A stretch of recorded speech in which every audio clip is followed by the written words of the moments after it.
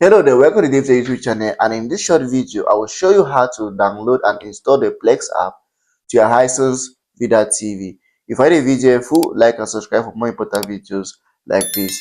So for you to install the Plex application, here's what to do.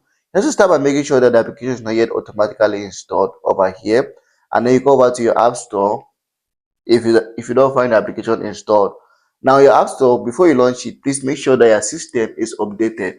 Your Vida system must be updated for you to get the best experience. So as you go over here, just go to the search box and search for the application.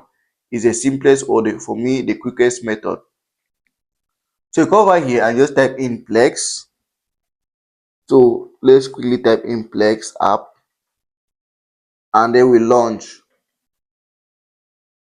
So here's the application over here. Once you type in, just go ahead